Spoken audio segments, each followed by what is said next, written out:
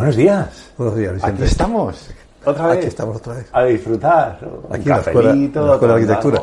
Bueno, además hoy estamos rodeados de arte. En la última sesión hablábamos mucho de tu inspiración, la pintura, y hoy estamos rodeados. Por aquí veo bodegones, arte abstracto, tu inspiración que me contabas de las piedras que ya había visto. Maravilloso. Un sitio distinto, ¿verdad? ¿Qué es la armonía en la arquitectura? Bien, es una buena pregunta. Si está la primera, ¿cómo serán las demás? Bien, decía Platón que nada es bello si no tiene proporción.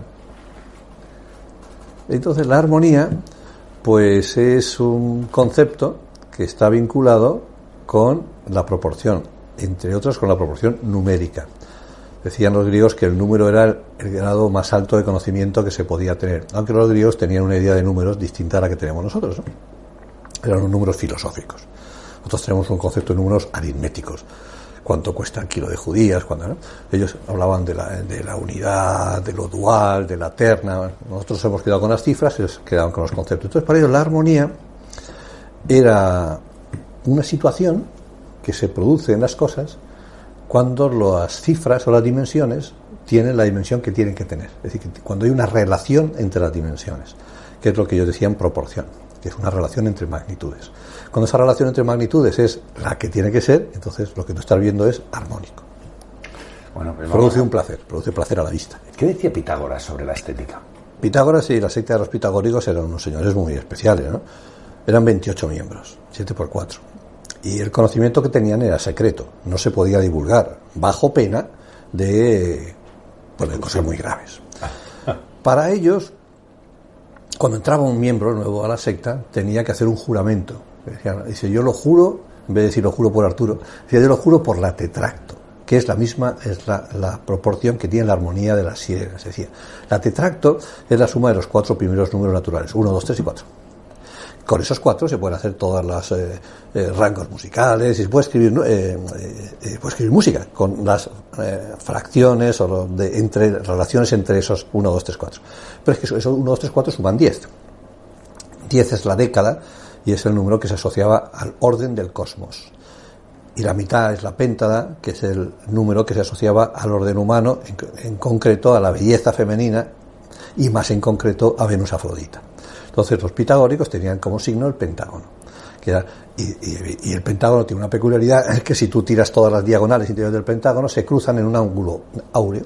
Entonces para los pitagóricos la belleza tenía que ver con algo concreto. Había otros, creo que eran los sofistas los que decían que tenía que ver con sensaciones más que con relaciones específicas, ¿no? Entonces había quien decía que la belleza tenía que ver con unas proporciones concretas, y lo otro que era una cuestión más modal. Digamos que ahora mismo estamos en la segunda parte, o sea, ahora mismo la sociedad nuestra busca la belleza con algo modal. Pues hay una moda, un año se lleva una cosa, otro año se lleva otra. Pitágoras era, claro, ese el que yo creo que junto con Platón son los que sientan las bases de lo que es la proporción, lo que es el número de Áureo, porque ellos descubrieron esas proporciones en la naturaleza. Es un referente para todos aquellos que creemos que la armonía y la belleza está basada en la proporción matemática o la dimensión de las cosas, que hay otros que, como te he dicho antes, piensan que no, que es una cuestión de moda o de gusto simplemente. Hablando de números, entonces, ¿qué es la serie de Fibonacci? Es una secuencia de números, ¿no? En concreto es una serie de números donde cada número es la suma de los dos anteriores. Pues empieza en 0, 0, y el siguiente es 1, ¿ya? Y el siguiente es 2, ¿no? Los siguientes 3, los siguientes 5, los siguientes 8, los siguientes 13, ¿no? Y cada uno va sumando a los anteriores, ¿no? Y lo curioso de esa serie de Fibonacci es que él, para explicarlo, esa que se decía que se daba en cualquier parte, y es cierto, tú puedes coger un árbol y vas viendo cómo los troncos se van dividiendo, las ramitas en eso, pues él decía, explicaba eso, ¿no?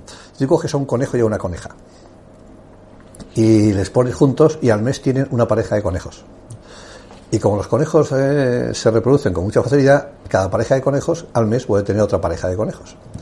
Y entonces dice Fibonacci que se entretuvo en ver cuántas parejas de conejos nuevas salía cada mes. Y descubrió que sí, que seguía esa proporción de 1, 2, 3, 5, 8, 13, 20. Es curioso esto, y es que si tú coges dos números cualesquiera, el caso pasa con la feria de Fibonacci, ¿no? Pues si tú coges, por ejemplo, el 3, el 2, o el 5 y el 3, y lo divides entre ellos, no da 1,618. 1,618 es el número áureo, la proporción áurea. No da. Pero a medida que va subiendo en la escala hacia arriba, los números más altos, cuando divides uno por su anterior, cada vez se acerca más a 1,618. Y, bueno, pues tú coges cualquier dos números de los que tú quieras, el 5 y el 14, por ejemplo, ¿no? Y sumas 5 y 14, salen 19. Tú divides 19 entre 14 y no sale 1,618, claro. Pero si tú coges 19 y 14, salen 33. Ahora coges 33 y entre 19 y empiezas a acercarse a como 1,5. Y luego el 33 más el 14 salen 47, ¿no? Y sigue sumando, y te llega un momento en que aparece, al dividir un número por el anterior, 1,617, 1,618, 1,6, y ya hay un momento que se queda fijo. Es una peculiaridad. Aquellas que sumando dos números sale el siguiente, acaban dando un número de oro en cuanto a la proporción entre dos números. Es decir, que si tú, por ejemplo, quisieras hacer un edificio y dijera, venga, voy a hacer un edificio que tenga proporción áurea, ¿no? Y dijera, bueno, pues voy a coger un ladrillo que mida lo que mida, ¿no? O sea, 13 por 7, lo que quiera de ancho, ¿no? Y ahora voy a coger esos dos números y voy a hacer una secuencia sumándolos. Y entonces, partiendo de un ladrillo, tenga la distancia, el tamaño que sea, ¿no? Y sumando esos números para sacar la secuencia uno detrás de otro, porque sumas los dos anteriores, te creas una serie de números. Y lo único que tienes que hacer con esos números es aplicarlos a tu arquitectura: qué alto tiene la puerta, qué ancho, qué alto tiene la pared, partiendo de cualquier pareja de números. No tienes por qué partir de ningún número armónico, sino que generas toda una secuencia de números que luego tú puedes aplicarlo. Si te interesa o si no te interesa, o una puerta de 3,5 metros no te interesa, ¿no? Pero esa secuencia de números sí que te sirve para que tu edificio sea lo más armónico posible. Has hablado del número de oro, de la proporción áurea y de dimensiones en arquitectura. ¿Hay alguna manera de relacionarlo todo? Tú puedes partir un segmento en muchas partes desiguales, iguales sobre por la mitad, pero una de ellas se cumple esa proporción, que la razón entre el segmento grande y el pequeño es la misma que entre todo el segmento y el grande.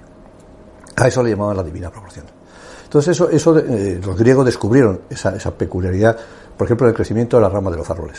Se da esa proporción, ¿no? Que cada nuevo trocito es el pequeño, y la suma del trocito grande más el pequeño es igual que la anterior. Estamos en la serie Fibonacci, pero al revés. Las ramas de los árboles van así. O sea, la naturaleza de alguna manera utiliza... Sí, pero no porque sea muy lista, ni sea matemática, ni haya estudiado. No, porque es la manera más razonable de que con la misma fuerza lleguen los nutrientes a las ramas. Imagínate que las ramas, en vez de ser cada vez más pequeñas, fueran más grandes. Pues tendría que hacer una fuerza enorme el árbol para llegar a las últimas.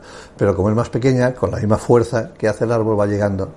Igual le cuesta mucho trabajo a la primera rama, pero a la siguiente ya está prácticamente por inercia, la siguiente más pequeña. Entonces las ramas de los árboles decrecen según esa proporción armónica, o esa proporción que estamos hablando de Fibonacci, ¿no? Ellos, los griegos, descubrieron, eso faltaba la relación con la arquitectura, descubrieron que en la naturaleza estaban estas proporciones, proporción divina, ¿eh? Que fue la que Luca Pacioli escribe en su libro. Entonces descubrieron eso y lo intentaron llevar a la arquitectura. ¿Cómo lo hacían? Lo hacían de muchas maneras. En el diseño de los templos, ellos pensaban que tenía que haber cierta proporción, y entonces decían, bueno, pues la altura de la columna tiene de la base hasta el capitel tiene que ser igual desde el capitel hasta el pico del frontón. O si nos quedamos solamente con el frontón, la altura del friso del arquitrabe, que es la parte que está encima de las columnas, tiene que ser igual a la altura del frontón. Y ellos iban estableciendo proporciones, ¿no? Pero como eran bastante astutos, bastante listos, se dieron cuenta que la proporción pura no existe, igual que no existe en la naturaleza, porque en la naturaleza pues tienes un árbol y al lado otro, el segundo árbol se deforma, entonces se dieron cuenta que no podía ser pura la proporción. Por ejemplo, cuando tú ves que la separación entre las columnas, el intercolumnio, es igual en todas, menos en las de las esquinas. ¿Por qué? Porque la que está en medio tiene un trocito de abertura a la izquierda, otro trocito a la derecha y dos columnas iguales. Pero la que está en la esquina tiene un trocito de apertura con la de la derecha y nada a la izquierda. Ese nada a la izquierda es muy grande. Entonces el intercolumnio de las columnas de la izquierda es un poquito mayor para compensar eso. Y además, para colmo, el efecto suelo, el plano, no es plano. No sé si hay, no recuerdo la cifra, no sé si son 40 y tantos centímetros los que hay entre la punta de las escaleras y el centro. Hace como una curvita. Ajá. porque hay que ajustar, digamos. Entonces los griegos ya se dieron O cuenta. sea, no es una línea recta, en realidad. No es una línea recta. Ya descubrieron que las proporciones de la naturaleza no son matemáticas fijas, sino que son leyes que varían según la manera de ver. Y eso, pues también Luca Pacioli lo desarrolló con detalle. Y luego el último que lo desarrolló fue Le Corbusier en su modulor. Entonces el modulor Le Corbusier lo que hizo fue, claro, en la época en la que él lo desarrolla fue durante la Segunda Guerra Mundial. Con dos colaboradores, Hanin y Maillard, que fueron los que matemáticamente desarrollaron eso. Y ellos decían, bueno, después de la Guerra Mundial hay que desarrollar o hay que reconstruir un montón de arquitectura. Dice, voy a intentar construirla con cierta armonía. Como todavía hay que prefabricarlo, dice, pues voy a prefabricar paredes y ventanas que todos tengan que ver en una relación con unos números. Y entonces tomó como referencia a un señor de unos 78 de alto, o unos 76, no recuerdo si era 76 o 78. Entonces, este es el 1,78, creo que es dividido por el número de áureos, sale 108, aunque él decía que 108 era el número sagrado de la Avalokitesvara porque es 10 al cuadrado más el primer cubo, que es 8, 108. Ese es el número que él había visto más veces, había medido más veces en las balconadas de los palacios, pues muchísimas. Ese número se repetía. Entonces cogió 108 por 1,618. Le digo, le sale un nombre, no sé si de 1,76 o 1,78, no recuerdo la altura. Y a partir de ahí iba dividiendo uno por otro y salía una secuencia de numeritos. Y entonces dijo, bueno, pues ya tengo esta secuencia de numeritos, cuando quiero hacer una silla, una mesa, una puerta, una ventana, y eso y ahí salió el modulor 1.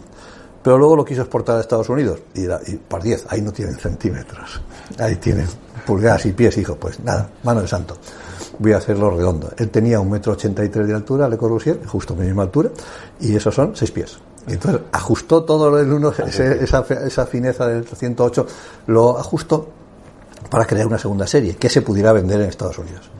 Y así escribió el libro del modulor 1 y el modulor 2. Es curioso porque al principio él empieza con mucha fe y al final del libro dice, o sea, yo cogí la primera serie basándome en el número de la Avalokitesvara, que era de los libros sagrados. Dice, pero pasé a la segunda y son simplemente cifras, ¿no? O sea, él mismo se negaba a sí mismo, se le decía sino que se había traicionado un poquito al cambiar, intentando hacer la paz entre el centímetro y el pie pulgada, ¿no? Fue de los últimos intentos que se hicieron de aplicarlo. Yo en mi arquitectura lo intento aplicar siempre que pueda, ¿no? Vamos a hablar ahí. A ti te gusta mucho el dinamismo en tu arquitectura y me gustaría que me hablaras qué tiene de especial las geometrías helicoides. Bueno, pues es lo que estamos hablando, de qué geometría tiene la rama de los árboles, qué geometría tiene el dedo de un helicoide. Todo lo que crece es helicoide.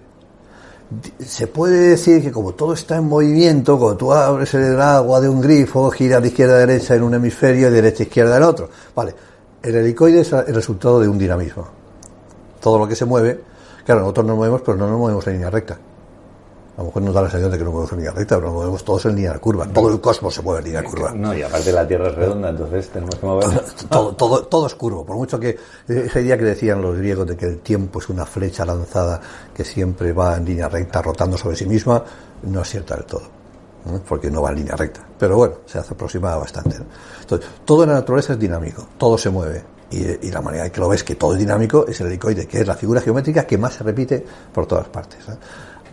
Algo que hablábamos hace tiempo, empezamos diciendo que los edificios que tenían formas curvas, raras y tal, y luego estaban reñidos con las líneas rectas, ¿no? Sí. O sea, tú me decías, yo he descubierto que al final tengo que hacer líneas rectas, pero tus edificios tienen cada vez más formas de la que estamos hablando, porque, como tú dices, dan viveza o armonía a cualquier estructura, ¿no? Y forma. Claro. Aquí entraríamos en otro problema con la arquitectura, que es la comunicación. Si tú estás hablando de formas orgánicas, el que mira tu arquitectura dirá, su arquitectura será orgánica, tiene que llamarse el molusco o cosas así. Y al principio de mi vida sí que intentaba esa asociación metafórica o analógica entre las formas orgánicas y mi arquitectura. Luego me di cuenta que era una tontería. O sea, que tú puedes hacer la misma arquitectura biónica con líneas rectas y con líneas curvas. Yo lo que creo a día de hoy es que si tú miras la historia de la arquitectura, así, desde que empezamos, el ser humano sale de la cueva y empieza a construirse sus primeras chozas, la línea recta ha predominado. ¿Por qué? Pues porque seguramente sería más sencillo encontrar palos rectos que palos curvos, más o menos rectos, digamos, para hacerse sus chozas, o porque construir una línea recta es más sencillo que una línea curva. Durante muchos años hemos ido construyendo ladrillo tras ladrillo, pero ahora con las máquinas de impresión, que ya son capaces de construir casas enteras, dentro de poco serán capaces de construir auditorios. Ya puedes casi, ya no es un ladrillo encima de otro ladrillo, ya son hilos de formas blandas que se pegan unos con otros, ¿no? Es decir, hay una revolución ahora mismo muy grande en el mundo de la construcción y posiblemente la línea curva empiece a entrar como una parte tan normal como la línea recta, pero hasta ahora eso no ha sucedido. Hasta ahora la línea recta nos va ganando. Y yo creo que no depende realmente, la naturaleza no hace cosas porque le guste la línea curva o la línea recta, no dice voy a hacer esta rosa, va a ser toda curva, y voy a hacer aquí este cardo, va a ser todo recto. No es así, ¿no? Lo hace buscando la lógica. En determinadas circunstancias, determinados contextos, pues una línea curva es más adecuada y una línea recta es... Es decir, que la idea de la estética y de lo bello en la naturaleza no existe, cosa que en el ser humano sí. Yo no creo que la curva sea mejor que la recta, ni al revés, ¿no?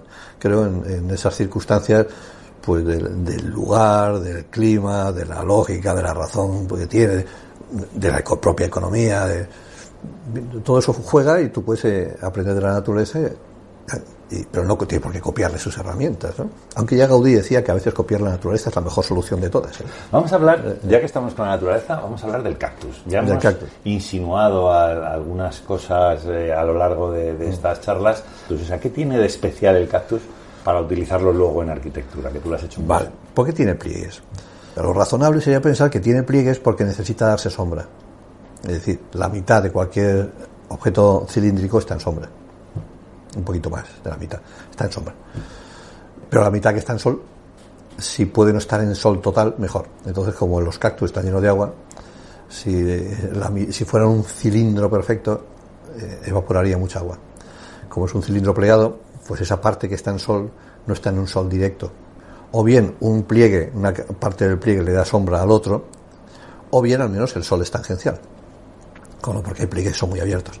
Con lo cual, esa parte que está en sol recibe una menos cantidad de radiación solar. Eso hace que el agua de los cactus se mantenga más tiempo, esa es la razón. ¿Cómo es por dentro un cactus? Lo que dices, está lleno de agua, pero igual que hablábamos en los árboles que tienen sus conductos, pues ¿la filosofía del cactus es igual o no? Es como una esponja. ¿Te imaginas una esponja así como una esponja con muchos poritos? O sea, es poroso por dentro, no tiene... Como porque el agua no está en vaso ni en botella, está en los... No, pero cuando hablábamos de los árboles hablábamos de sus venas o sus tiene conductos, ¿no? Como 1, 2, 3, 4 capas más o menos. La exterior, que es la piel, que es la que forma parte de los pliegues y la que se encarga de pillar agua, ¿eh? Luego tiene una zona interior que es así como una esponjita de muchos agujeritos, que es en la que se almacena el agua.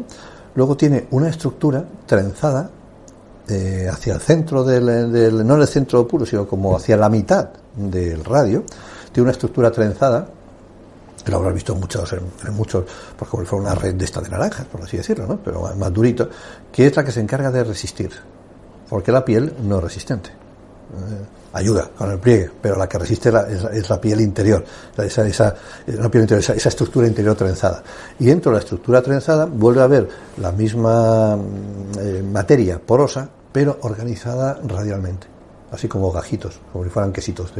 Esa organización radial, que es parecida a la de los árboles, más la membrana trenzada, de fibras trenzadas, interior, más la porosidad, la materia porosa final, más el pliegue exterior, es lo que le hace al cactus ser muy resistente. Pero básicamente lo que resiste el cactus es esa membrana interior trenzada, que es la que le hace... Eso es lo que le da el aguante para no romperse. Por eso no pueden ser muy altos. Entonces, proporcionalmente los cactus pueden ser altos, pero la relación que hay entre el diámetro del cactus y la altura es menor que la relación que hay entre el diámetro de ciertos árboles y su altura. Esa es la razón por la que tú no verás a cactus del tamaño de un árbol grande, ¿entiendes? Hay árboles de 90 y 100 metros. Sí. Oye, ¿por qué tienen espinas? Puede ser de dos razones. Una es como protección, para que no venga bicho y se los coman. Acacias, hay muchos árboles que desarrollan espinas. Y hay muchos animales que han aprendido a comerse las hojas de las acacias. Por ejemplo, las jirafas. Y entonces tiene una lengua, ¿En serio? las jirafas tienen una lengua muy dura que no les afecta a las espinas. Entonces, cuando la naturaleza crea un mecanismo de defensa, otro ser en la naturaleza supera el mecanismo de defensa. Pero las acacias además tienen, como yo digo, ese lloro que hacen, Claro. que es súper desagradable, que Claro. además mancha todo lo que tienes alrededor. Porque las acacias, bueno, hay muchos árboles que son así, ¿no? Tú ves arbolitos separados, pero creo que lo hemos hablado una vez. Interiormente, o sea, por debajo del suelo están todos conectados, es una sola unidad. Podríamos decir que hablamos del bosque, pero debemos hablar del árbol.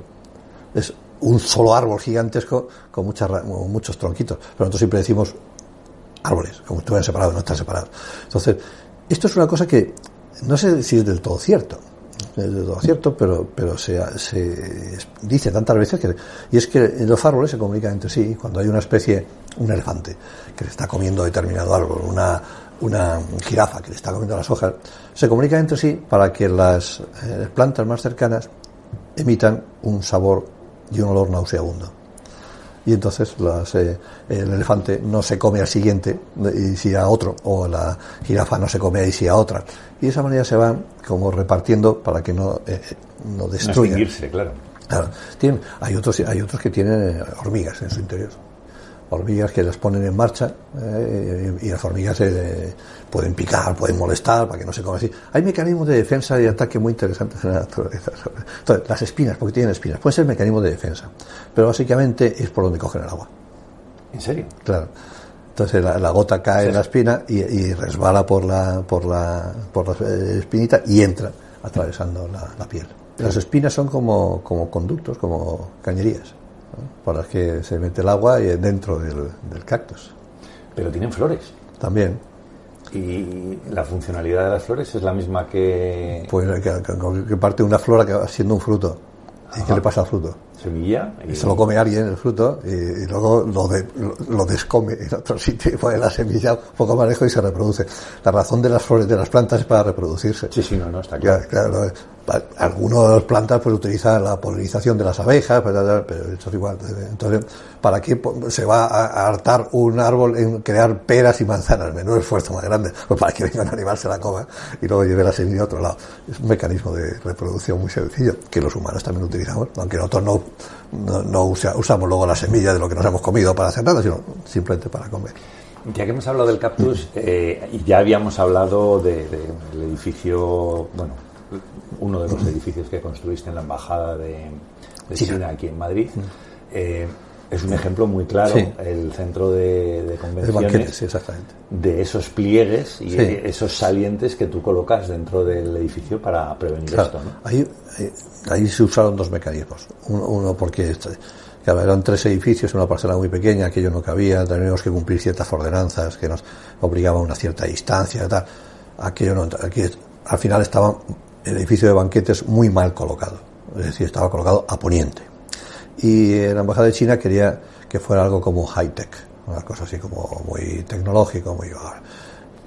Pues se nos ocurrió que lo primero que teníamos que hacer era, para pelear contra el sol, era plegar la fachada, hacerla como de cristal plegado para que no le diera tanto sol, igual que los cactus, ¿no? Y la segunda cosa era meter un edificio dentro de otro edificio. Al meter un edificio dentro de otro edificio, reduces la radiación. El calor se queda en el edificio de fuera y en el edificio de dentro ya hay menos radiación y entonces ya puedes refrescarlo y esas cositas. Entonces, si juntas la idea de la caja dentro de la caja, que bioclimáticamente funciona bien, con el plegado de las fachadas exteriores, pues vas quitándole radiación. Eso en el caso de que el edificio estaba muy mal colocado a poniente, pero lo puedes hacerlo con cualquier edificio aunque no esté mal colocado, ¿no? Lo ideal es que en un edificio entre la luz, pero no es tan ideal que entre el sol directamente, al menos en verano en España y en otros países también, pero en invierno sí es interesante que entre el sol directamente. Entonces lo ideal sería un edificio que fuera suficientemente dinámico o pasivo o receptivo a la inclinación que tiene el sol en verano o en invierno. La armonía para mí es más hermosa cuando tiene ciertas dosis de control, no 100% controlada, ¿no? Sino ciertas dosis de control. Y cuando hay un poquito de descontrol, el descontrol es como la sal en los platos, ¿no? Si te pasas de sal no hay Dios que se lo coma, ¿no? Entonces, pero si no le pone nada de sal, pues queda sosísimo, tampoco hay que se lo coma. Entonces, ese puntito de equilibrio, es decir, ¿se puede hacer arte racional? No, eso es imposible, sería una contradicción. Vamos a hablar de un edificio que tiene relación con todo, con la armonía por un lado y con la parte emocional. Y es un edificio la verdad es que es una estructura de edificios también, que es el de Venusian's Chamber. Así. Lo que más me ha cautivado de ese edificio, cuando he leído un poco sobre él, fue la idea que te plantearon de diseño. Sí. Son 2 letras. Bueno, sí. La simbología de 2 letras en su idioma. Sí, nunca me había pasado a mí, que un cliente decía, quiero hacer un edificio que tiene 40.000 metros cuadrados, y es la sede de una compañía dedicada a investigar sobre el cáncer, medicina, creo que es la segunda del mundo en importancia. Una farmacéutica, ¿no? Que está en la ciudad de cerca de Chandigarh, en Dapar. Y decía, quiero que sea un reflejo de la letra OM, O-M-N, que es como espíritu, una especie de equilibrio entre espíritu y materia, ¿no? Entonces ellos me dieron la pauta era que cada vez que yo hacía un dibujo, ellos lo enviaban a un experto en Vastu, que es como si fuera el Feng Shui chino, un Vastu. Entonces el experto en Vastu miraba mi plano y me echaba una bronca, siempre igual. Dice, por Dios, señor Pioz, ¿cómo se le ocurre a usted poner la sala de reuniones en el ombligo de Buda? Y yo decía, no me da cuenta que estaba en el ombligo de Buda. Entonces, regresaba a mi estudio, él cambiaba la sala de reuniones, volvía otra vez a la semana. Y por Dios, señor Pioz, ¿cómo se le ocurre a usted poner el despacho del director en el ojo de Buda? Yo no sabía. Entonces, el hombre tenía como un plano en el que se vea la figura de Buda colocado así en 45 grados, entonces lo ponía encima del plano. Y yo decía, ay, por Dios, esto no puede ser, ¿no? Entonces siempre echaba una bronca, y a base de broncas y broncas y broncas, desarrollamos el edificio, que ya estaba todo bien, ya tenía el ojo de Buda donde tenía que estar, el ombligo donde tenía que estar, todo estaba bien colocado, ¿no? Pero yo no sabía lo que estaba haciendo. Todavía el Feng Shui sí sé un poco de qué va, que era un movimiento de aire, pero el Vastu no tenía ni idea cuál era la lógica del... No. O sea, el esquema que él ponía encima no te lo daba a ti inicialmente, solo te regañaba. Solo me regañaba. Decía, ya esto esté quitando el despacho del director del ojo de Buda, ¿no? Y tengo una curiosidad por conocer cómo es el Vastu, y poquito a poquito lo voy sabiendo, pero tiene una lógica como el Feng Shui, pero es una lógica muy distinta. El Feng Shui es un movimiento de energía, movimiento de aire, es fácilmente entendible, ¿no?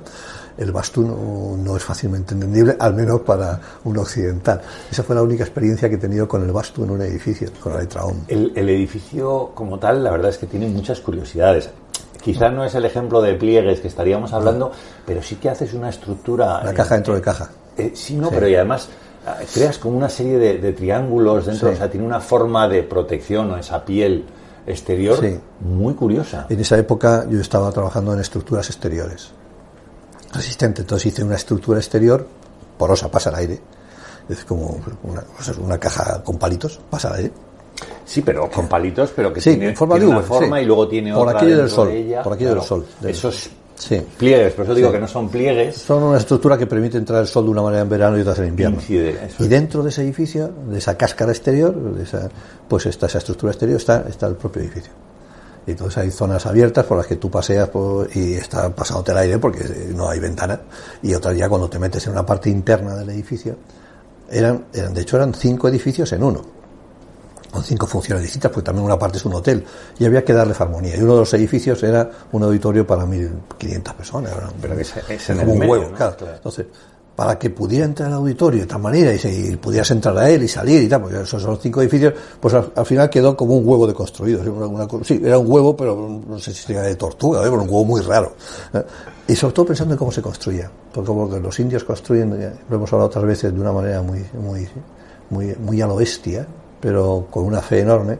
Entonces, pues, imagínate ese huevo como si fueran las cuadernas de un barco, ¿no? Las cuadernas de un barco, ¿no? Entonces, dibujaban la cuaderna de un barco en el suelo, ¿no? Una especie de arco gigantesco, fíjate, lo grande que era, y por una especie de cuerdita lo subían, lo ponían de pie. Luego dibujaban otro en el suelo, lo construían, lo ponían de pie.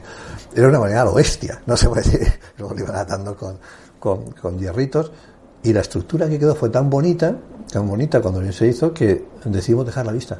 La íbamos a cubrir con cáscara, pero dijimos no, que mejor que se quedara a la vista la estructura. Te iba a decir, o sea, tiene una forma que son como agujeros, o sea, al final parece porosa. Es tan bonita la estructura del huevo exterior que en vez de pensar un huevo con cáscara, pues le metimos la cáscara dentro y le dejamos la estructura por fuera, porque era muy bonita. Bueno, la verdad es que ha sido intensísimo esta sesión. Nos queda el diccionario. En el diccionario hoy estaba mirando y descubrí, dentro de todo lo que estábamos hablando y de los pliegues y todo esto, lo que es, ¿qué es la arquitectura craquelada? Pero yo te voy a tener que quitar el diccionario para que no olvides ¿Qué me dices? No bueno, me he traído otra que a lo mejor te gusta más, que es el espacio antijerárquico. Las dos cosas. ¿Sí? Craquelada tiene que ver con un momento en la arquitectura que se llamó deconstrucción. Y la deconstrucción, como hemos hablado otras veces, es partir de una pieza, un elemento, romperlo de manera aleatoria y con esos fragmentos crear otro. Esa otra cosa que tú has creado no sirve para lo que servirá el primero, pero parte de esa destrucción. Entonces, una arquitectura craquelada es aquella que ha nacido por mor de un craquel, es decir, de una rotura, de un fragmento. Te pondría un ejemplo, por ejemplo, imagínate un folio blanco, que está en el suelo, ¿no? Y entonces tú coges con unas tijeras o con un cúter y le das como cortes, como si pellizcaras el papel y te quedan así como triangulitos hacia arriba, muchos, así como cortecitos al papel, ¿no? Entonces te queda con un papel blanco que está así con muchos piquitos para arriba, ¿eh? Como lo de los cactus, ¿no?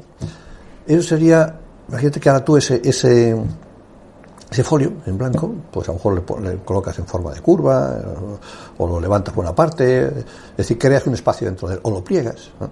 Entonces el resultado es que sería una arquitectura que tiene una figura geométrica precisa, como fuera pero que por encima tiene un montón de agujeros hechos casi aleatoriamente. Eso sería una manera de hacer un craquel, pero otra manera de hacer un craquel es coger un folio y partirlo en dos. O por ejemplo, imagínate que tú cogieras un folio, lo mismo, y le haces, lo partes en 5 tiras, ¿no? Y coges otro segundo folio y también lo partes en 5 tiras. Y pones un folio mirando uno al otro, así enfrentados, mirándose, en plano en el suelo. Y empujar los dos folios hacia así. Entonces las 5 tiras se van a plegar de manera aleatoria, porque cada una va a empujar a otra, ¿eh? Y va a crear como un guruño de tiras plegadas. Bueno, pues eso sería una arquitectura, craquel. Es lo mismo que el espacio antijerárquico, es decir, si tú te imaginas esos dos folios, ¿no? Que están uno mirándose al otro, pegados al suelo, ¿no? Y que ahora los has empujado porque tienen tiras cortadas y los empujas a sí, quedaría un espacio debajo de esas pliegues raro, ¿no? ¿Cuál sería la parte importante de ese espacio? Pues no sé, como no sé lo que va a quedar, tiene que ver con lo que se llama el espacio de no prefiguración, no te puedes imaginar lo que va a pasar. Porque tú lo juntas los papeles, se arrugan. Porque no sabes cómo va. No tengo ni idea qué va a suceder. Es el espacio no configurado, o no prefigurado. Y pues lo mismo es el espacio antijerárquico, porque ese tipo de espacio no está hecho con la idea de por aquí entro, aquí estoy, por aquí llego, aquí salgo, que sería una secuencia de espacios jerarquizados. No. Sale lo que salga, ¿no? Eso sería un espacio antijerárquico, ¿no? También sería una arquitectura craquelada, que tiene que ver con crack, con ruptura, con fragmentación, ¿no? Eso eran palabras que se utilizaban para intentar definir aquellos mecanismos de los procesos deconstructivos de hacer arquitectura que eran indefinibles. Entonces nacieron esas palabras para intentar explicar aquello que era inexplicable. Javier, muchísimas gracias. La verdad es que cada vez que salgo con un subidón. No sé qué haces en estas charlas, pero me das un subidón de seguir mirando, buscando y preparándome para la siguiente. Pues muchas gracias, Vicente, pero no mides más el diccionario, el que me lo estás poniendo cada vez más difícil. Muchísimas gracias. A ti, Vicente. Gracias.